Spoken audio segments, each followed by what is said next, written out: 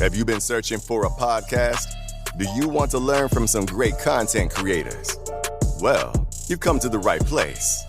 Indie Podcaster with your host, Jeff Townsend, the Indie Podcast Father.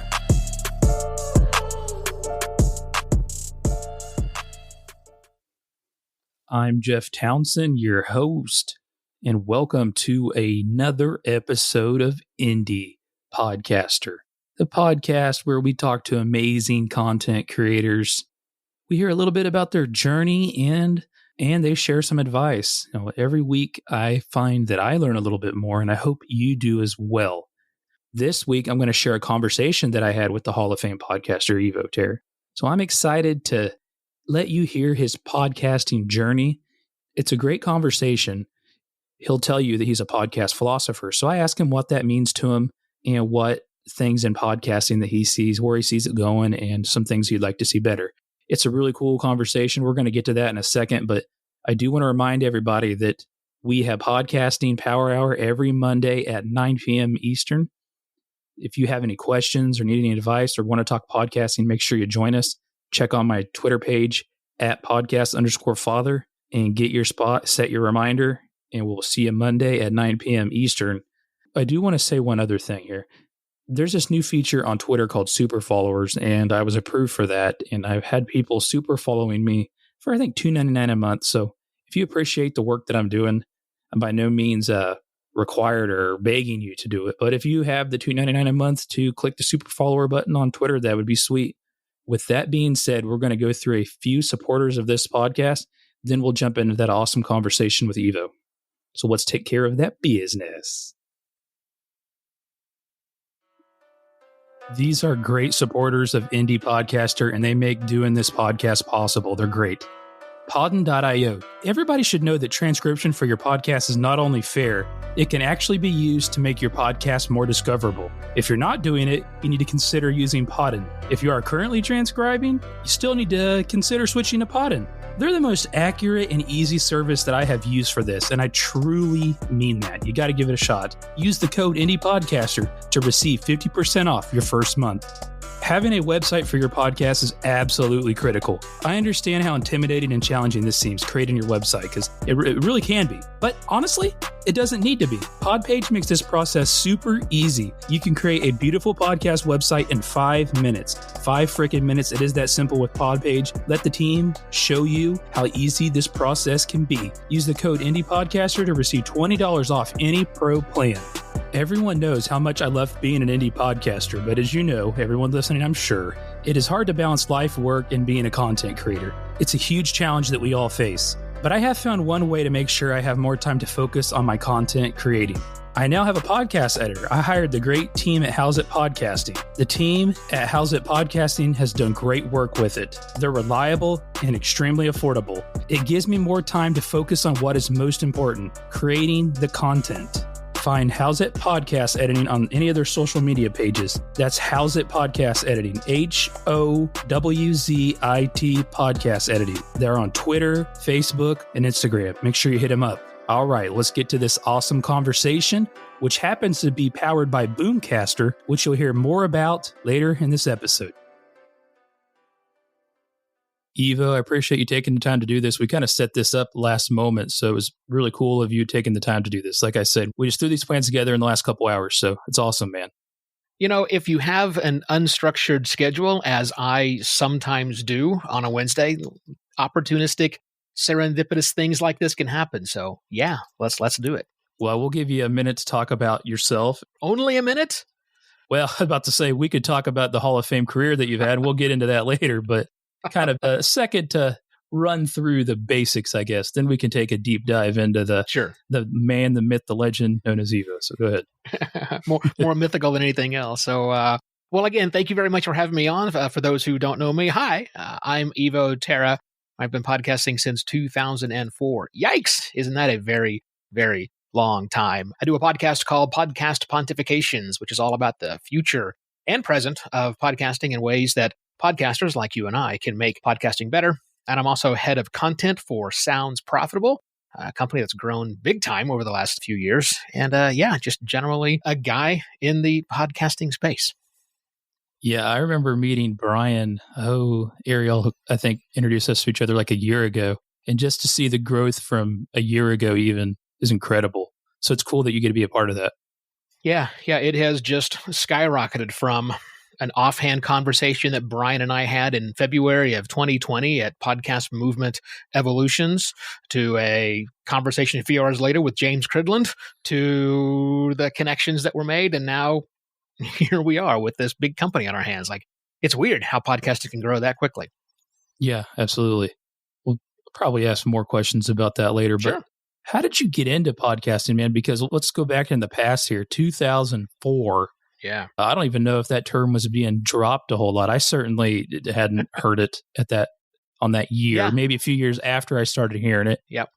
Yeah. Now, 2004 was, everybody counts differently and everybody's version of history is differently, but the kind of assumed and agreed upon understanding of when podcasting began was in the summer of 2004. Even though there had been some other stuff happening, we'll not get into the splitting the hairs. We just say 2004. Summer of 2004 is when Adam Curry and Dave Weiner. Thank you. I was too many Daves in my world these days. Yeah. Adam and Dave came up with the whole idea of podcasting really and put it forth and made all the connections really work together. And I did it like a few months after that. I was doing a radio show at the time, an internet radio show, which we enjoyed a very, very small terrestrial syndication, a relationship with maybe 6 different stations around the country. So we were already producing audio content. We were talking science fiction, so we had developed kind of a large-ish international audience, not just through the radio stations we were on, but through the website we had built. People were coming to our website and clicking on the real audio player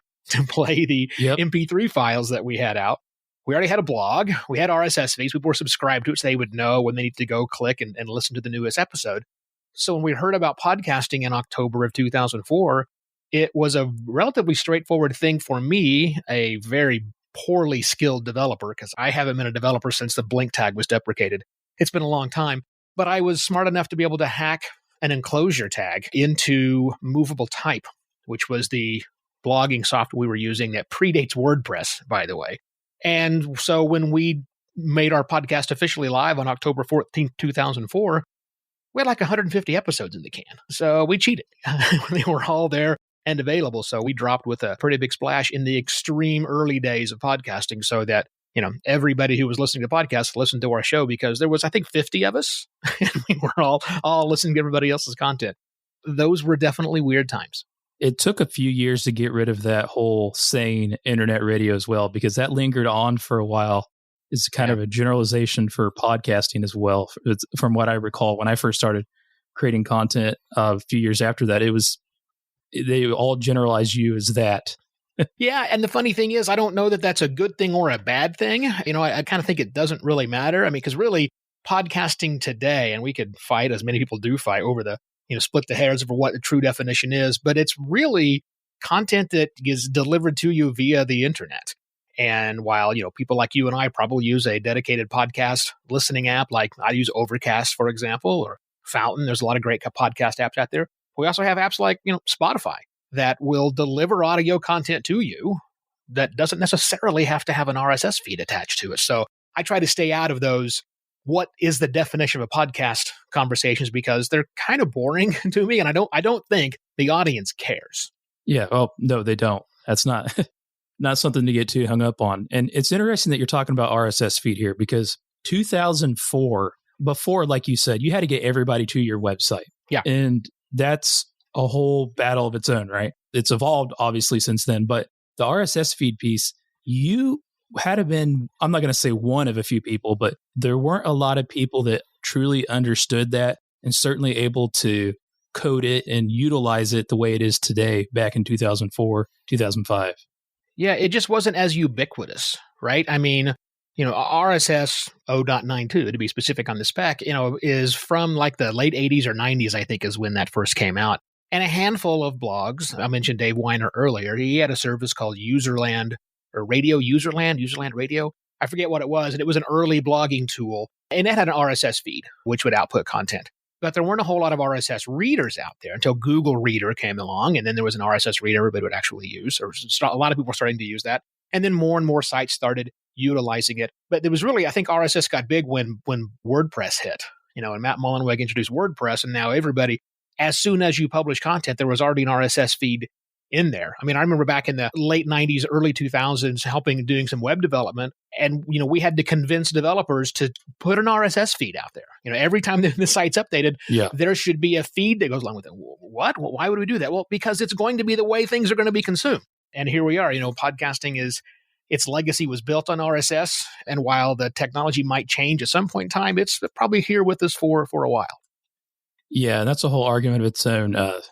I know I had Tanner Campbell on, and he was talking about, I guess you could say there's a lot of different opinions in RSS. You could go down a rabbit hole for a long time on that. Yeah, we could. It works for what it does. I'm excited that the Podcast Index, Dave Jones and Adam Curry now are making some, finally, we're making some new namespace editions that are being adopted and really extending RSS. Because, 3 years ago, I was on the RSS is dead. We need a better format. And I'm completely over that now because we are really seeing extension inside the medium. So they've breathed new life into it, which is a very good thing. Going back to that time period, 2004, 2005, then even when I started to give my first stab at it, there wasn't as many people available as there is today and resources available today is to kind of learn podcasting and get started on it, because there hadn't been a lot of people doing it, but there were still a few people that were really helpful for me, and I'm sure the same for you, but it's not like it was today. So talk to us about your kind of growing pains and that experience as far as getting started beyond just creating content. Like the actual podcasting piece of it was different then. Totally different then. We were literally making it up as we went along. When we first launched back in October, we weren't using a podcast hosting company. We were just storing our MP3 files up on Bluehost or some other, cheap, quote, unlimited, end quote, hosting company, when you quickly figured out what unlimited really means until they start shutting servers down. And so, what ID3 tag should we use? Why is it when I pull my podcast up, it doesn't show an image, yet when I pull up the data source code,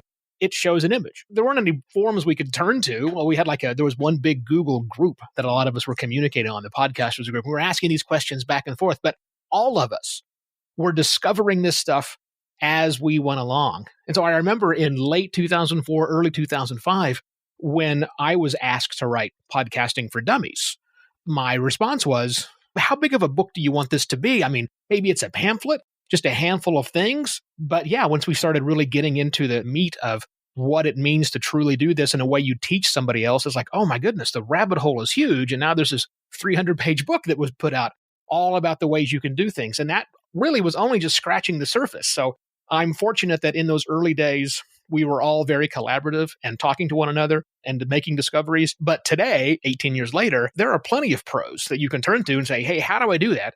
And you don't have to have a discussion about it. It's just these are the answers, or at least this is one answer. And hopefully it's a way you can get it done. Yeah. And there's great resources, like you said, even just outside of pros, just instructional videos and stuff. Everybody has their own opinion on what's right and wrong, but nevertheless, there's a lot more resources. Yeah, it's easier now to get started than it ever was before. That is sure. And tomorrow it's going to be even easier because it's just going to continue that way. So before we kick things off, we only have to do it the right way. Let's just get the sponsor of this episode going here. Tell us about yourself, Greg. Tell us what you offer, pal. Yeah, so if you're a true crime, paranormal, scary, or comedy podcaster and you're looking to grow your show, you can submit an episode to Indie Drop-In. We will play the full episode of your show to an embedded base of listeners looking for your content. Then, if they like you, they'll follow you. And guess what? It's 100% free. I actually pay Tanner and Jeff to get your content. If you can believe that. I don't know how I got roped into being the creator of Indie Drop-In, but I will like to promote your show. How was that, Jeff? That's good. Tanner, what do you think? I think you did a better job than I do. Definitely does a better job than I do. I can hardly even talk. Yeah. Well, no, I think you do a great job. I've heard your ads so many times that now I just replay them in my head. But for anyone interested in submitting a show, just go to indiedropin.com/creators. Just follow the form and I'll take it from there. How long into podcasting because you were in on it so early, would you say that you thought like, wow, I'm really onto something here. We're really onto something here with the content we're creating? Yeah. So I've been through up and downs on that, to be honest with you. It was by no means a linear path. Very excited in the early days. I mean, so excited that within the first year of getting, making that first podcast available, we'd built a podcast network. We'd invited 5 or 6 different shows to join us on that network, and we're really enjoying all of the cross-promotional opportunities that still exist today when you form a network of like-minded people.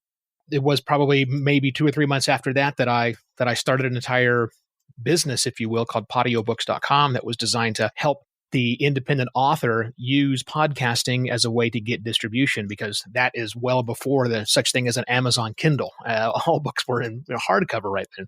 So it was very exciting to me, the opportunities of what podcasting could be from 2004 through like 2008, 2009. And then, to be honest, I kind of grew weary of it. I'd left some of the podcasts I started. I left that network that I had begun. I was still running patiobooks.com, but by then the Amazon Kindle was out. And so it was less, what's more work? Writing a book and editing that book, and then sitting down for the 50 plus hours to narrate that book in the individual chapters and figure out what this podcasting thing is, or write your book and just hit the button that uploads it automatically to Amazon. That's what people started doing, right? We just got a lot less of that. So it really went down from there. I got excited about it again around the 2015, 2016 mark. I saw lots of businesses entering the space. They weren't necessarily producing the most amazing content, but they certainly were utilizing the medium to meet business goals. And I'm an old, business strategy guy from way back. And so that spoke really well to me. So that was exciting, because now it's not necessarily about having a blockbuster hit. Now it's using this technology to communicate with just the people who want to listen to it. So that was fun. And that was exciting. Yeah. So for me, it's been this roller coaster ride of up, down, and I'm definitely in the upside of things today.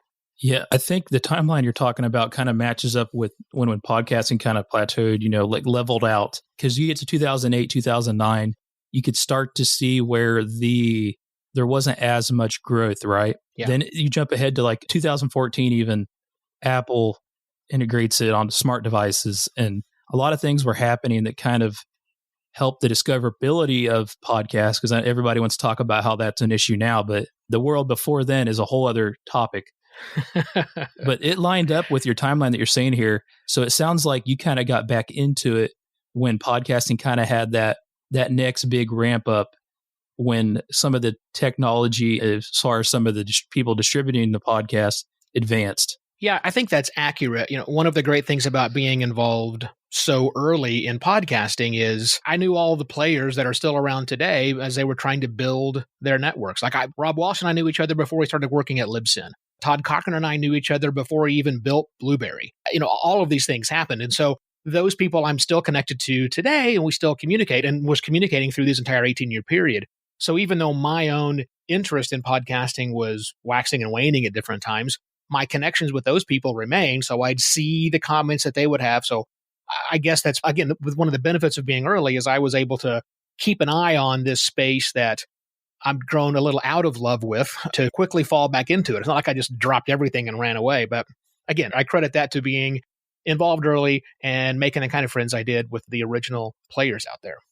And you mentioned it earlier, that's also when businesses really started getting into it and continue to do so even more today. That was also a big thing, when I can use this to grow my pre-existing business. This just isn't going to be my business. I can use it to grow my already their business, if that, I'm putting it in simple terms, but yeah, really. I mean, I think that's it. It's content marketing for a lot of businesses, and I have worked with enough businesses through all of the crazes.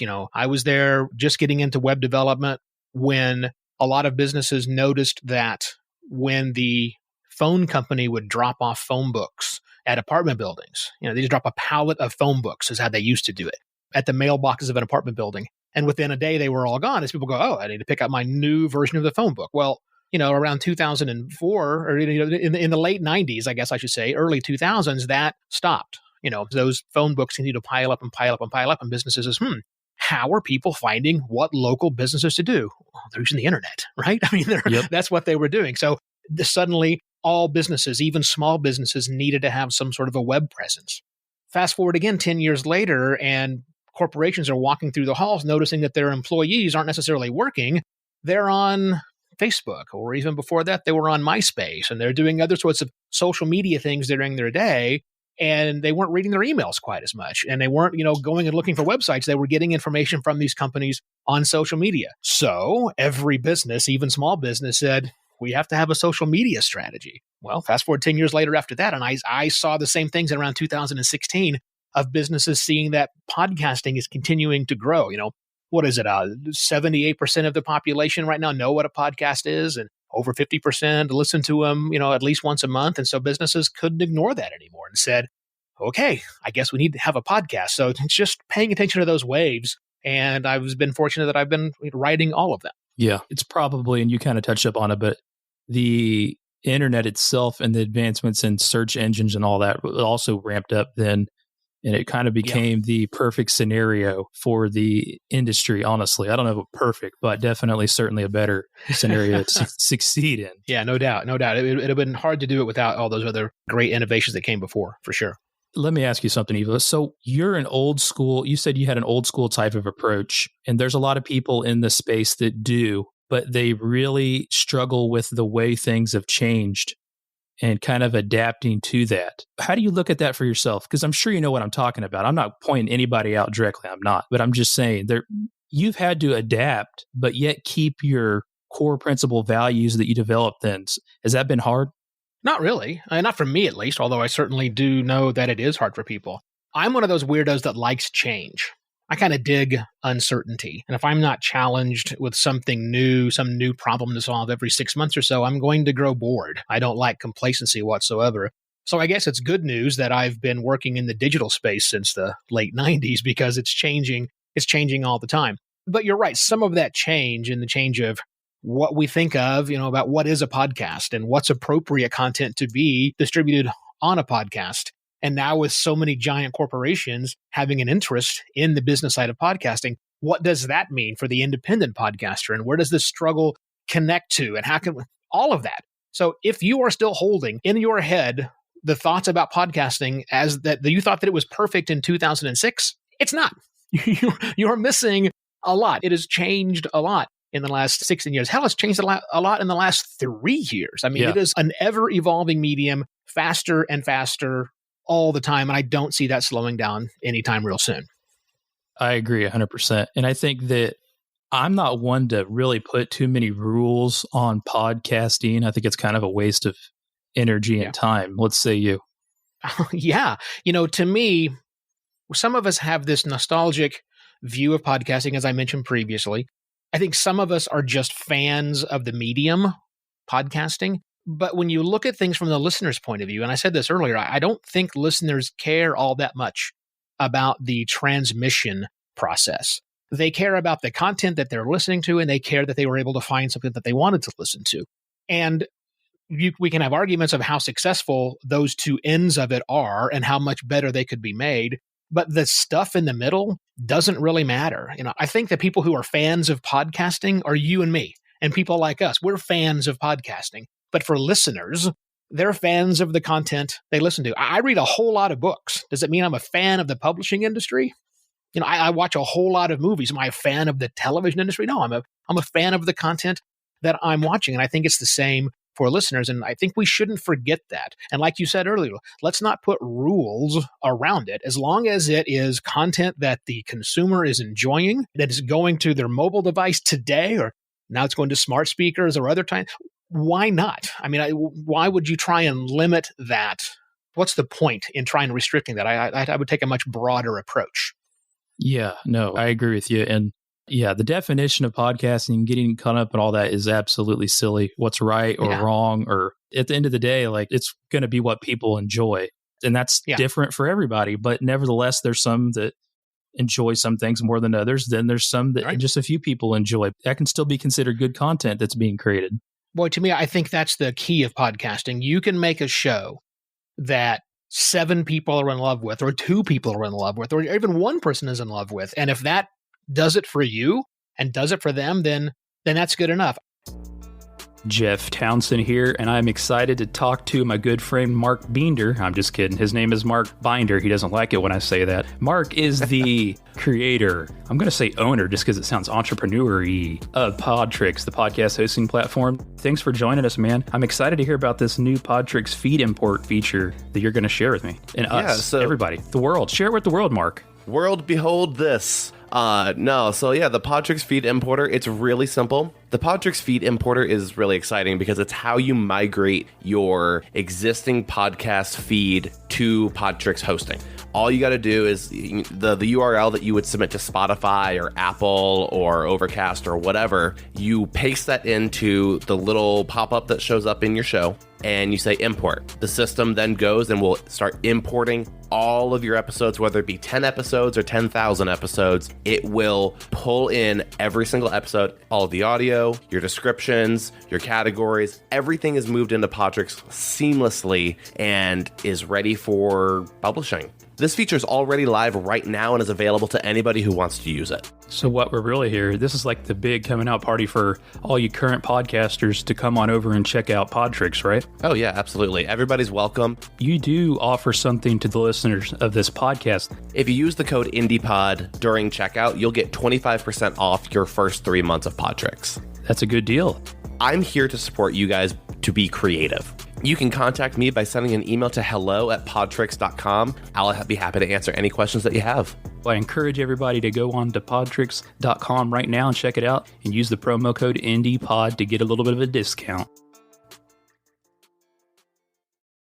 A very good friend of mine, Dave Slusher, has been podcasting for a little bit longer than me. He was also inducted into the Hall of Fame earlier this year, along with me. I remember Dave saying a long time ago on one of his episodes of the Evil Genius Chronicles, he was asking a question of, how big do you need your audience to be? And I think the way he asked it was, he may not have used these exact terms, but what's the minimum number of listeners that you, the podcaster, will be happy with?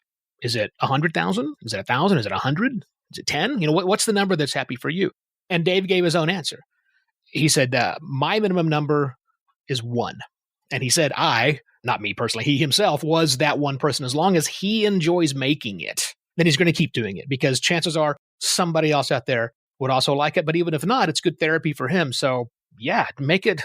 You don't have to have a giant blockbuster. You can have something that's successful on its own terms. That's okay. Yeah, and I'm trying to think of when I first heard this analogy, and people getting caught up on the numbers and like the number of downloads and all that, or unique, however you want to look at it. Just imagine being in a room and let's say you get 200 downloads, an episode or something. Imagine being in a room in front of 200 people speaking. That's pretty legitimate to be a speaker in front of 200 people. Yeah, if I could show up at my local library or community center every Thursday at 2 p.m., and 200, hell, if 20 people were waiting for me, I would make that every single time, right? And that's just so exciting, to know that many people are listening in on you. And now with podcasting, they don't have to be there at 2 p.m. on a Thursday, right? And the great thing about our medium is it's still very much on your own time. It's whenever it works for you. And that's great. I think that's going to be hard to beat anytime real soon. You call yourself a podcaster, podcasting philosopher. Talk to me about what that means to you and how long ago did you start realizing that and how long did it take and what are some of the things that go into that terminology when you're using that? Because I've always been curious of that myself. Like, what does that mean to you? So I picked that moniker for myself. And yeah, I'm that vain. I can do that. And I did that fairly early on. So I've been podcasting for the longest time, but I started podcast Pontifications, which, as I mentioned earlier, is a show about the present and future of podcasting. And I wanted to do a show. Well, I shouldn't say that. About 3 months into doing the show, I figured out what I wanted it to be. There were a lot of shows out there that interviewed podcasters like we're doing right now, and those are wonderful. There were lots of shows out there that focused on how to get started in podcasting. There were even other shows that taught very specific how-to things in a niche, but I didn't want to do that. I wanted to do something different. While there were a lot of people who were talking about the future of podcasting and ways to make podcasting better, which is kind of the thing I focus in on, there wasn't a centralized place to do that. Nobody was doing that more than anything else. And so I said, that's it. Because honestly, I really do want to make podcasting better. All of the advancements in podcasting since 2004, I shouldn't say all, most podcasting advancements since 2004 have made it easier to podcast, but not all of them have made it better to make a podcast. And we need easier. But we also need better. And so that's how Podcast Pontifications very quickly evolved into that. I want to talk about ways. And that to me is a very philosophical approach. It's less how to and more why and what are we doing and have we thought about this way? So it's probably a little bit of a grab to say philosophy around that, but it certainly is deeper thinking and more questions that should be answered to figure out how can we all do this together and make podcasting better. And I still think about that most of the time. I mean, what I'm thinking about is, what's coming next for podcasting? I'm not saying I have all the answers. I do have a lot of the questions, so we'll see. And I think that all really connects to what's most important. A lot of listeners of this podcast are pretty damn new content creators, all right? Yeah. And I talk to them all day, every day, particularly online on a platform like Twitter. A lot of DMs going back and forth, and the concern seems to be ahead of the content that they're creating itself, usually. It's equipment or it's a bunch of other things instead of the most important thing, which is the content you're creating. Am I connecting the dots as well with this philosophical approach? Sometimes in podcasting, we lose, and people like you and I who talk about podcasting, we can almost lose sight of that if we're not careful. So to me, that's important when I'm working with somebody that's new, is them coming to the realization of that, just to be honest, because people try to get way ahead of themselves. Yeah, I think people get caught up in trying to solve problems that aren't really problems, right? And it's particularly vexing, I think, for people that are brand new to the space. I mean, do they need this $400 microphone that is connected by a $50 cable that goes into this $300 audio interface and all that? And the answer is no, right? I mean, the best microphone to use for your podcast is the one that you own and know how to use properly. But both those parts are very important, not just the first one, right? Know how to use it. So yeah, they have a difficult time just really getting started because there's so much information out there. There's so many things to do. And they typically are thinking more about those tactical decisions first and then sitting down in the studio going, oh shit, what am I going to talk about? Right? How can I make something actually going to sound good? So that's a problem on their end. But there's also a problem. Oh, and before I go back from that, you mentioned earlier, these are new people. The latest data that I've shown shows that 50% or more of the podcasts that are being produced today are made by people who've been at it for less than 6 months to a year. More than half are brand new to this. So there is always going to be information, always people asking what microphone, what interface, what software, what hosting company, all of those things will continue. But it's also a vexing problem for people who've been doing it for a while, whether it's 3 years or 13 years or 20 years, that you've been doing this. There's always the question of what's coming next. What can you do better? That goes beyond buying a different microphone. I won't even say better. Switching hosting companies, I see this all the time. Young podcasters say, which hosting company is going to give me the best listenership, whatever. It's like, you realize that's not the job of the hosting company. Yeah. If it changes because of the way we'll account stats, it's not that big of a deal. So I didn't want to do that. It was more of a question of, back to your idea of getting ahead of themselves. Yeah, right. And thinking about the more fundamental thing. So yeah, everybody might have an answer on which podcast microphone they should buy. But why aren't they asking questions like, what sort of contact information should I have on my website so that people can actually reach me? It's still maddening to me. Somebody will say something, I'll go to their podcast and listen to it, and I want to reach out to them, and there's no contact information. There's no way to subscribe. There's no way to follow them, only sharing out Apple Podcast links. All these fundamental mistakes that we continue to make over and over again. There's a lot of things to talk about there, and I think those are less checkmark, and some of them are much more of having a better, more holistic view of podcasting in total. It doesn't just stop when you upload your file to your hosting company. There's more to do, and I think I want to keep shining the light on that. Yeah, I'm with you on that camp for sure, because and like I said, you said, it's really easy to get caught up in all the shit that's pushed upon us as content creators, or just in general, right? You can't watch television or anything without having something shoved down your throat, but it's easy to get lost in all that. And I think that's where I'm on the same page as you. It's really about focusing on the most important thing. That's the content that you're creating. Yeah, it certainly is. Making sure that content matches with what your audience wants. How do you understand what your audience wants? All of those things, that's a much more interesting conversations than whether or not, I should use episode numbers in my title descriptions or not. Yeah. You've been at this for a while, obviously. Not going to call you that guy, but The just for men guy, using dyeing the beard or the hair, whatever you got to do. No, I'm just kidding.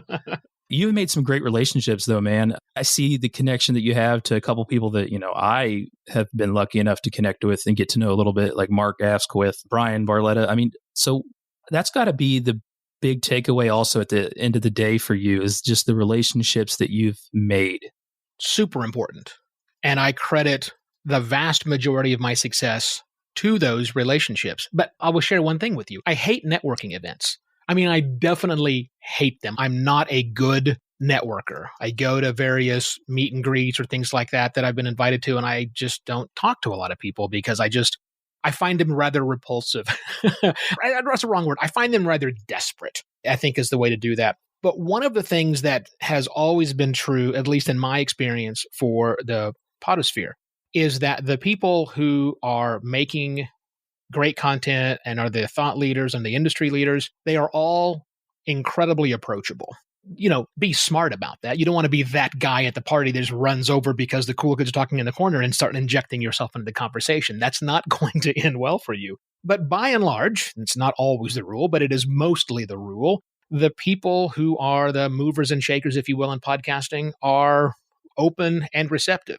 You can have a conversation with most of them. You can send them a DM if their DMs are open and say, hey, can we have a talk on the phone? And they'll probably say yes.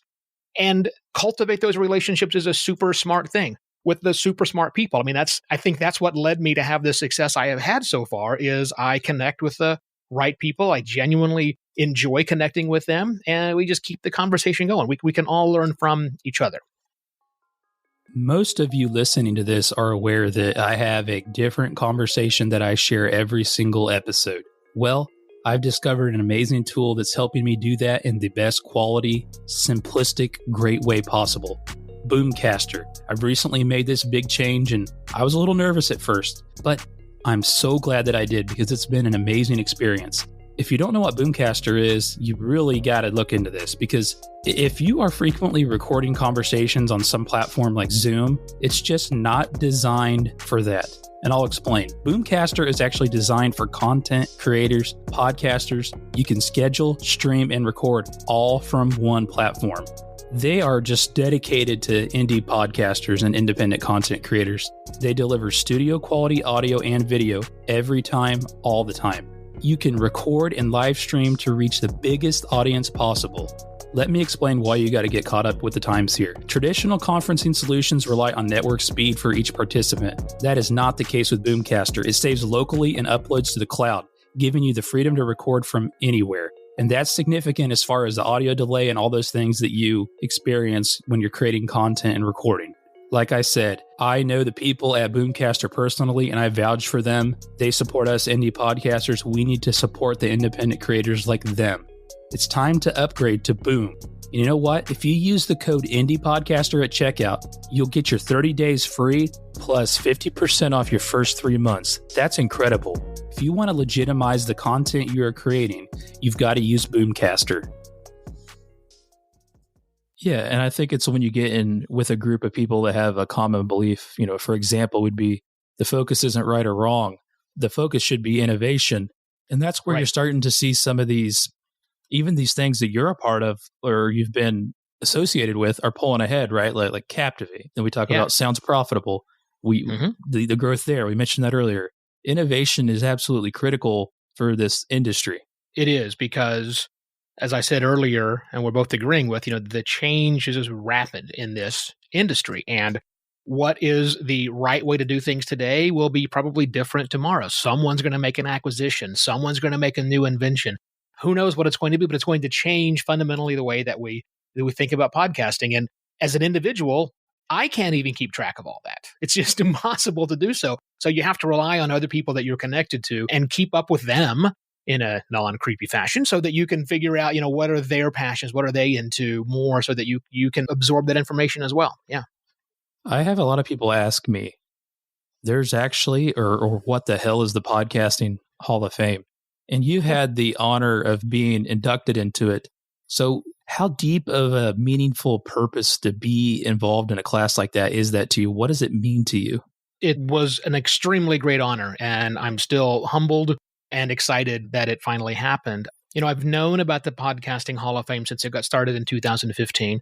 I was going through the roster of people who've been inducted, and I am personal friends with about half of them. And again, I'm not bragging about that. It's just a lot of the people that are in there were also early adopters in the space, or were doing something quite innovative that I found interesting, and we struck up a conversation, and we're still friends today. So just being a part of that group who've been recognized by their peers of people who are worthy of it it's an honor beyond words. And I'm so thrilled that I was inducted this year into the Hall of Fame. Does it make you feel like the years of work you put into the industry itself really paid off? Yes, I hesitate when I answer that question. I think it's not the only thing that's caused that to happen, but it is a nice acknowledgement. It is an indication and one more thing to put up on there. So yeah, it's great. I certainly don't want to diminish it. It was wonderful to stand up on stage with other presenters and be honored and awarded, and the accolades that have come from that. So yeah, it is, as they say with, when you get the Oscar, it's nice to be recognized by the peers. It is a wonderful accomplishment, and to be a part of that crew, that class, and the entire cohort of honorees is quite fantastic. I could talk to you all day, but I am going to ask you a couple more questions, man. And no problem. I'm going to set some rules to your answers here.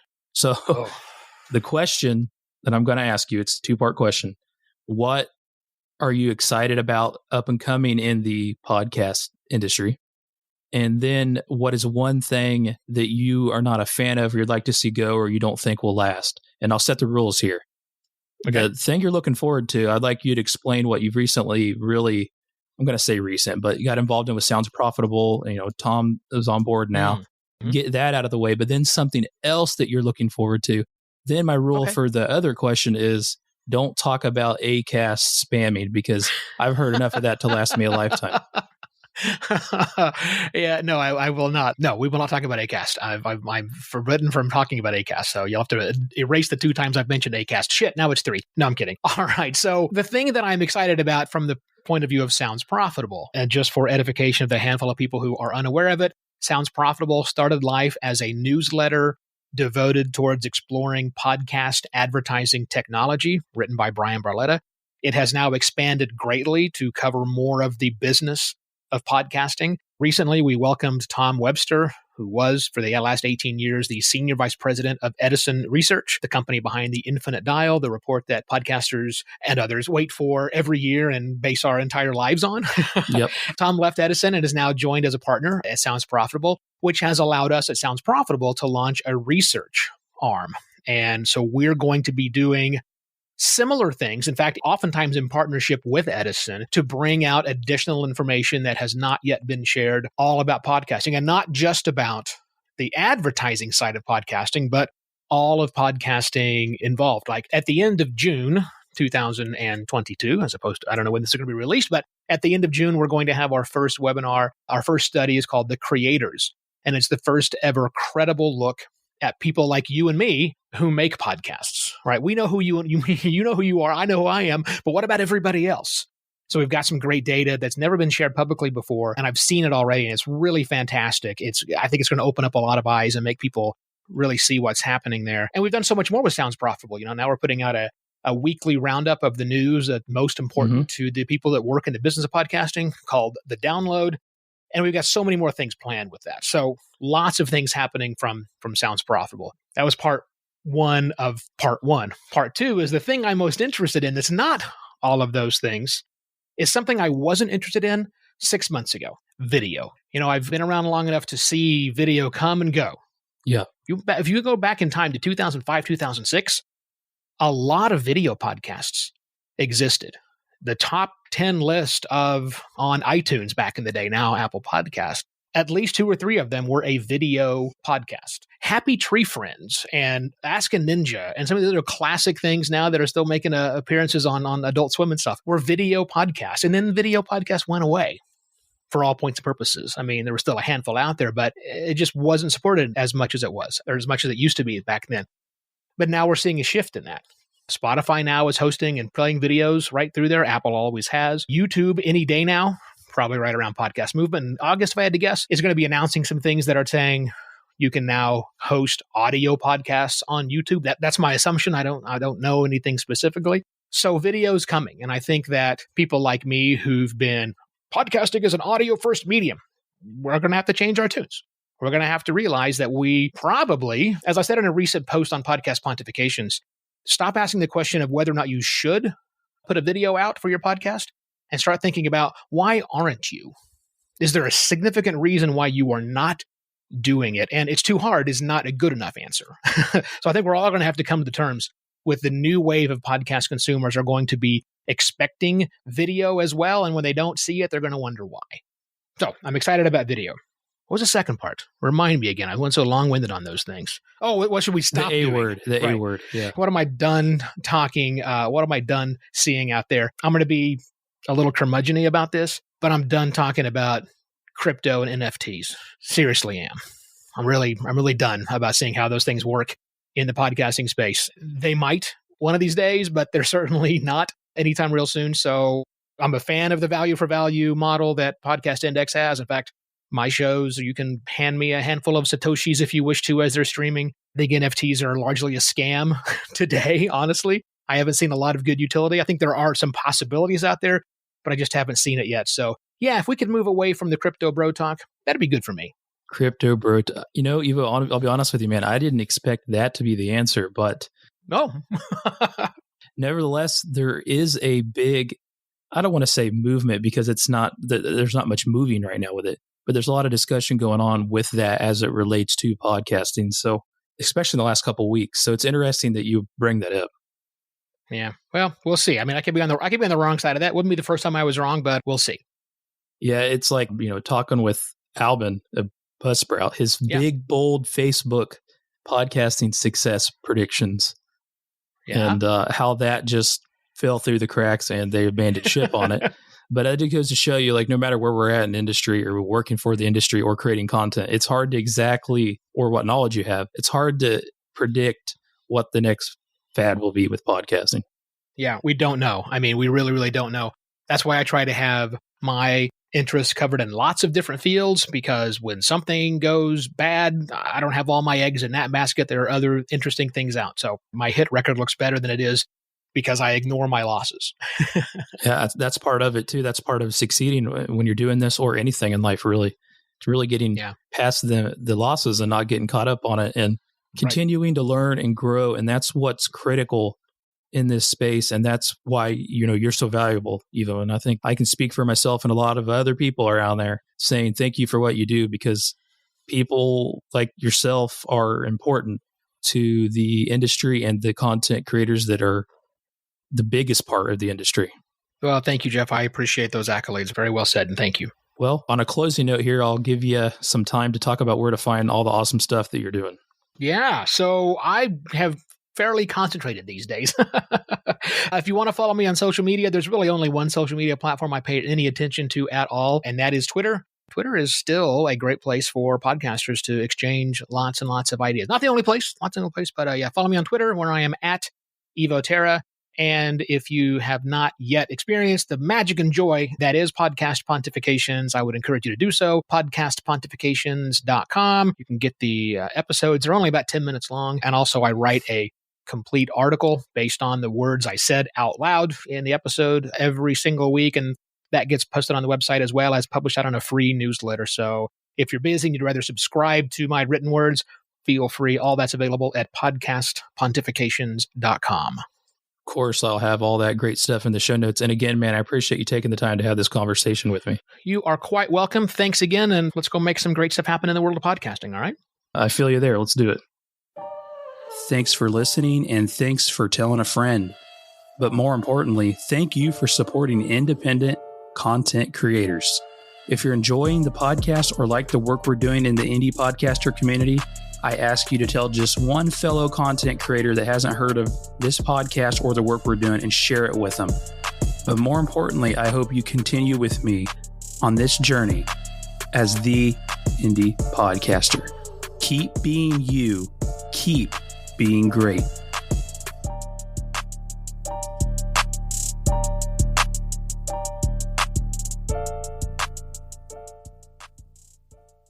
And the question is, do I stay here? Will you be back? Are you gonna come back? Will you be back? Are you coming back?